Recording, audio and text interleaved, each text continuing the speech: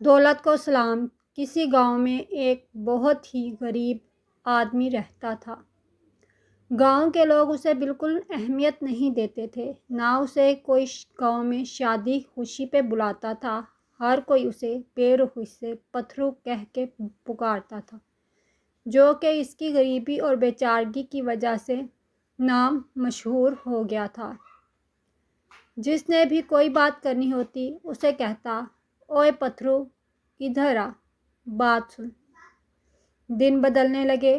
آہستہ آہستہ پتھرو کے پاس دولت، پیسہ بے بہا آنے لگے اور گاؤں کا مالدار ترین آدمی بن گیا۔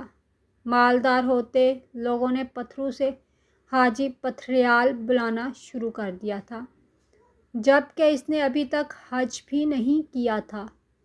اب وہ گاؤں میں جہاں سے گزرتا، لوگ اس کے پاس خود دوڑ کر آتے اور اسے سلام کرتے، لیکن وہ کبھی کسی کو وعلیکم السلام نہ کہتا، بلکہ اس کا آگے سے ایک ہی جواب ہوتا، ٹھیک، تمہارا سلام گھر پہنچ جائے گا، تمہارا سلام پہنچ جائے گا۔ بہت لوگوں نے پوچھا کہ سلام تو ہم آپ کو دے رہے ہیں، آپ کس کو دے دو گے؟ لیکن وہ آگے سے یہی کہتا تھا، بس ٹھیک بولا ہے نا، دے دوں گا، دے دوں گا۔ ایک دن محلے کی ایک عورت ان کے گھر میں گئی اور باتوں باتوں میں اس کی بیوی سے پوچھ ہی لیا کہ پورے گاؤں میں مشہور ہو گیا ہے کہ حاجی صاحب کو جو سلام کہتا ہے وہ آگے سے کہتا ہے، میں گھر جا کر آپ کا سلام دے دوں گا۔